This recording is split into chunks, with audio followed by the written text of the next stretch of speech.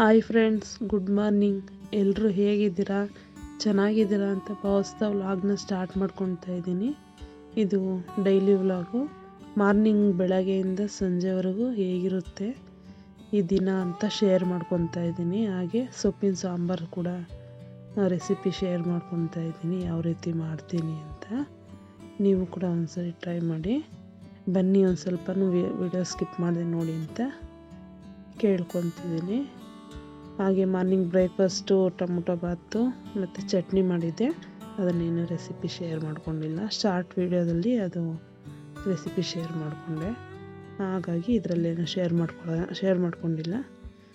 ಹಾಗೆ ನಮ್ಮ husband morning ಎಲ್ಲ ತರಕಾರಿ ಎಲ್ಲ ತಂದುಕೊಟ್ಟು ಹೋಗಿದ್ರು. ಸ್ಟೋರ್ ಮಾಡ್ಕೊತಾ ಇದ್ದೀನಿ ಎಲ್ಲನೂ. ಈ ರೀತಿ ಶುಂಠಿ, ಹಸಿರು ಮೆಣಸಿನ್ಕಾಯಿ ಎಲ್ಲ ನೀಟಾಗಿ ವಾಶ್ ಮಾಡಿ ಬಾಕ್ಸಿಗೆಲ್ಲ ಹಾಕಿ, ಟಿಶ್ಯೂ ಎಲ್ಲ ಹಾಕಿ ಈ ಥರ ಫಿಲ್ ಮಾಡಿ ಇಟ್ಕೊತೀನಿ. ಎಷ್ಟು ದಿನ ಇಟ್ಟರೂ ಏನೂ ಆಗೋಲ್ಲ. ಸ್ವಲ್ಪ ದಿನ, ಜಾಸ್ತಿ ದಿನವೇ ಇಟ್ಕೊಬೋದು. ನೀರೆಲ್ಲ ಅಷ್ಟು ಇದಾಗಲ್ಲ. ಹಾಗಾಗಿ ಈ ರೀತಿ ಎಲ್ಲ ತರಕಾರಿನ ಎಲ್ಲ ಸ್ಟೋರ್ ಮಾಡಿ ಫ್ರಿಜ್ಜಿಗೆಲ್ಲ ಇಟ್ಕೊಳ್ಳೋಣ ಅಂದ್ಬಿಟ್ಟು ಎಲ್ಲ ಬಾಕ್ಸಿಗೆ ಹಾಕ್ಕೊತಾ ಇದ್ದೀನಿ. ಈ ರೀತಿ ಹಾಕ್ಕೊಂಡು ಎಲ್ಲ ಆಯಿತು. ಈ ರೀತಿ ಸೊಪ್ಪು ಕೂಡ ಬಿಡಿಸೋದಿತ್ತು, ಅದನ್ನೆಲ್ಲ ಆಮೇಲೆ ಬಿಡಿಸ್ಕೊಳ್ಳೋಣ ಅಂತ ಅಂದ್ಬಿಟ್ಟು ಹಾಗೆ ಅದನ್ನು ಸೈಡಲ್ಲಿ ಇಟ್ಬಿಟ್ಟು ಈ ತರಕಾರಿ ಎಲ್ಲ ಈ ರೀತಿ ಸ್ಟೋರ್ ಮಾಡಿಕೊಂಡೆ. ಮತ್ತು ಎಲ್ಲ ಫ್ರಿಜ್ಜಿಗೆಲ್ಲ ಇಟ್ಕೊಂಡು, ಮತ್ತು ಸಂಜೆ ರೆಸಿಪಿ ಸಾಂಬಾರು ಮಾಡ್ಕೊಳ್ಳೋಣ, ಸೊಪ್ಪು ಸಾಂಬಾರು ಮಾಡೋಣ ಅಂತಂದ್ಬಿಟ್ಟು ಅಂದ್ಕೊಂಡೆ.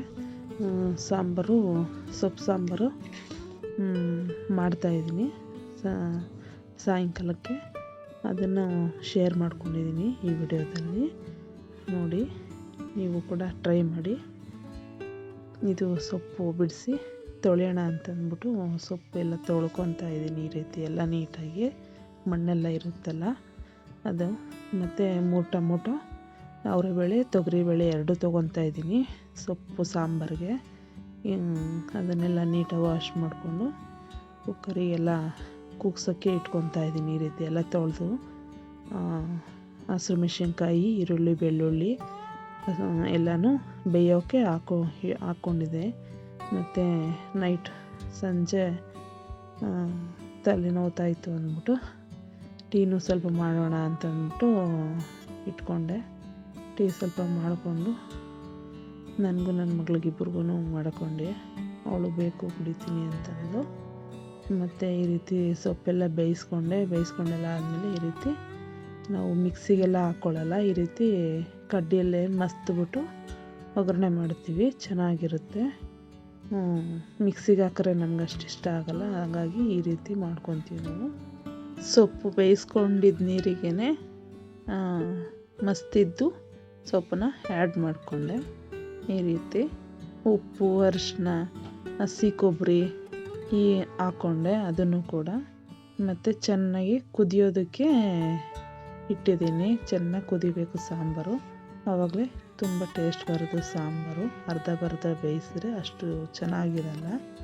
ಹಾಗೆ ಧನಿಯಾ ಪುಡಿ ಕೂಡ 1 ಸ್ಪೂನ್ ಹಾಕ್ಕೊತಾ ಇದ್ದೀನಿ. ಹಾಕೊಳ್ಳೋರು ಸಾಂಬಾರು ಪುಡಿ ಕೂಡ ಹಾಕ್ಕೊತಾರೆ, ನಾವು ಧನಿಯಾ ಪುಡಿ ಹಾಕ್ಕೊಂಡಿದ್ದೀವಿ. ಮತ್ತು ಸಿಂಪಲ್ಲಾಗಿ ಒಂದು ಒಗ್ಗರಣೆ ಹಾಕ್ಕೊಂಡೆ. ಹಾಗೆ ಇದು ಈರುಳ್ಳಿ ಅದೆಲ್ಲ ಏನು ಹಾಕ್ಕೊಳ್ಳಲ್ಲ ನಾವು. ಬರೀ ಸಾಸಿವೆ, ಜೀರಿಗೆ, ಕರಿಬೇವು, ಎಣ್ಣೆ ಇಷ್ಟೇ ಹಾಕ್ಕೊಂಡು ಒಗ್ಗರಣೆ ಮಾಡಿಕೊಂಡು ಈ ರೀತಿ ಬಂದಿತ್ತು ಸಾಂಬಾರು. ಹಾಗೆ ಮುದ್ದೆಗೂ ರೈಸ್ಗೂ ತುಂಬ ಚೆನ್ನಾಗಿರುತ್ತೆ ಈ ಸಾಂಬಾರು. ನೀವು ಕೂಡ ಟ್ರೈ ಮಾಡಿ, ಹೇಗೆ ಬಂತು ಅಂತ ತಿಳಿಸಿ. ಸಿಗೋಣ ಮುಂದಿನ ವಿಡಿಯೋದಲ್ಲಿ. ಲೈಕ್ ಮಾಡಿ, ಶೇರ್ ಮಾಡಿ, ಕಮೆಂಟ್ ಮಾಡಿ, ಸಬ್ಸ್ಕ್ರೈಬ್ ಮಾಡಿ ಫ್ರೆಂಡ್ಸ್.